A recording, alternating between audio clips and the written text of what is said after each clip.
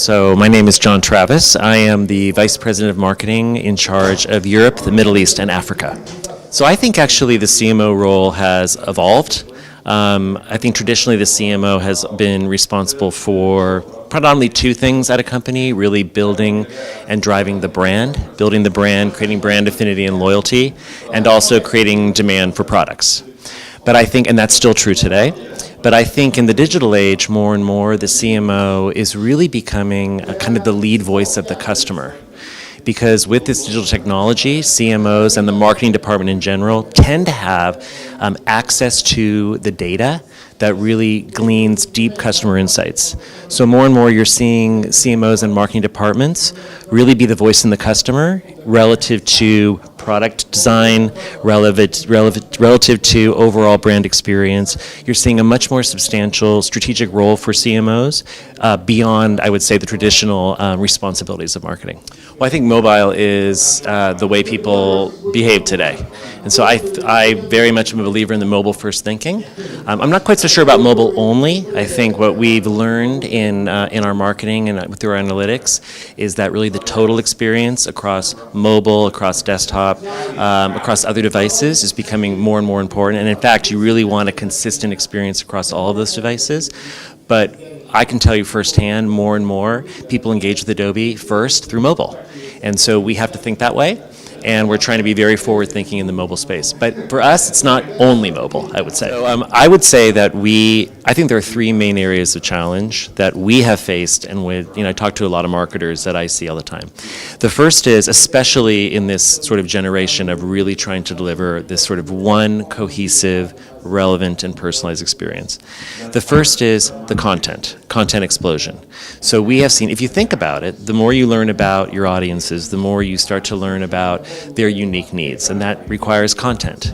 And I think at Adobe, along with a lot of other companies are struggling with, how do I produce all that content? What's the most valuable content? Where do I house that content? How do I measure that content? That's something that I think can be very, very challenging. And we have really, at Adobe, taking that head on. Obviously, we have the Creative Cloud and the tools to create fantastic content. And what's interesting also, we released a study a few months ago at Summit that talked about people's reactions to content. And we've learned just the aesthetic value of content in terms of its appeal is extremely important to people. And that's sort of, you would expect that, but we have found in our research, 2/3 of people, when they see content that doesn't appeal to them, they switch it off. They go to another device. So the aesthetic value of the content is very important, but obviously the relevance and the impact of that content. So we had to do a couple things. I'll just share a few things that we had to do to kind of get our arms around it. The first is we did a content audit just to figure out how much content even today are we producing. We've also put in place a very extensive testing program because despite the fact that you need to produce more content, not all content is valuable. So you can actually go overboard with the production of content. So we've done both. We've put processes in place to actually augment and increase the volume of content that we make, and we do a lot of it in-house as well as through agencies. But we also have really, really grown our testing program, particularly on Adobe.com, to really optimize the best performing content and basically eliminate the content that's not as useful. So content is a challenge for people, number one. Two, I think, is my earlier comment about customer insights. What's been interesting for us is we have all this data at our disposal. But if you think about a complete customer experience, it goes beyond the marketing touch points that marketing would have traditionally looked at. Things like offline behavior, website behavior, perhaps e-commerce and purchase behavior. Now we need to think about in-product usage. How are they using the product? We have to think about customer care and support. What are we hearing over there? Because again, we want to deliver one cohesive and comprehensive sort of relationship with Adobe. And that requires stitching together quite a bit of content. And that's also a very unique challenge for us. We're doing a lot of work to integrate various data sources into one unified database so we can take action. That's something that I think is new for a lot of companies, and we at Adobe are also working on that. And the third thing that's related to it is, I would say, cultural. Because if now you're thinking about a total customer experience, the fact that I have to work as one team seamlessly with not only my marketing colleagues, but my sales colleagues, my customer support colleagues, my product development colleagues, and so on. That is organizationally also something very new for the company. And we basically say at Adobe, the org charts, while they serve a purpose, they really don't matter anymore. We really work as virtual teams. We're one team with one set of goals. And I think with the customers that I talk to, it's that cultural element of sort of cross-organizational integration is really challenging for companies, and that's something that is going to be absolutely necessary if you really want to deliver that great experience. Absolutely. So I think first, for a great customer experience, you really need the analysts, the data analysts, the people that can really glean insights, and this really hasn't changed. Marketing has always been predicated on the notion of how well you know your customer. But now we have the data and the tools to really get in-depth knowledge about what these customers want, and they expect us to know that, and they expect us to deliver. So the dream team would definitely include the analysts and the folks that really could help me understand what is my customer about, what do they care about, etc. Number one. Number two, obviously, great product people. You need great products. So obviously that's always been there. I think number three, you need people that can really take those insights and then create wonderful content and experiences. And for that, I think it's a combination of somebody who understands data, somebody who can really take those insights and make something of them, combined with instinct, emotional connection, creativity, because that's never going to go away either.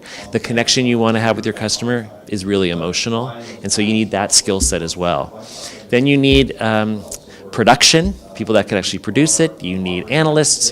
The dream team, I think, is quite big. And you need, an IT. I think you really can't do this without IT. And that's another, I think, new thing for marketers. Marketers and the IT department worked together, but maybe not as closely as is required today.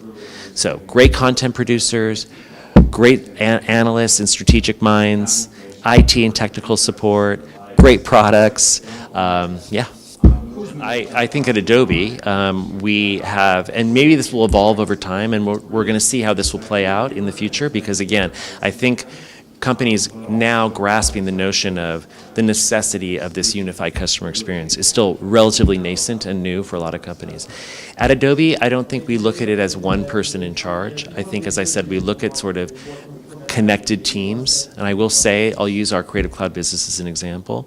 We have a team of people that get together on a daily, weekly basis, really with representation from all the groups I had mentioned previously, but we all sign up for one unified goal. We're all responsible to deliver that great customer experience, whatever the revenue goal may happen to be, etc. And so that's how we are currently sort of adapting to the environment. But you're right, it gets a little confusing sometimes as to whose role is what, and we're working it through. But we know we have to move there. We know the days of siloed ownership are over, because customers don't care about our organization. They're going from the product to our website to their phone. It doesn't matter to them that behind the scenes there's 4 different groups. So we have to understand that, and we have to adapt to that. Right now we're really working as cohesive, flexible, sort of matrix teams.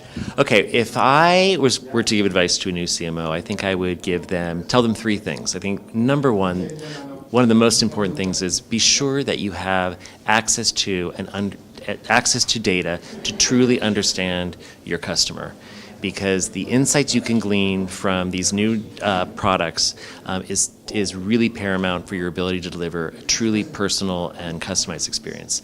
The second thing is really embrace your colleagues around the company. That to deliver great experiences, it's more than marketing now. You need to reach out to their product colleagues, to IT. Across the company, it takes a village. It takes an entire company to deliver a exceptional customer experience. And lastly, I think go ahead, get started, take a risk. I think in the era of digital, you can go out there and take risks. You can always change what you've done relatively quickly now in the world of digital. And until you get started, you're really never going to learn. So that would be my advice to you. So I wish you all the best of luck. I think it's never actually been a better time to be a marketer. It's never been more exciting. We've actually never had more impact at our companies. So go out there and have a great time.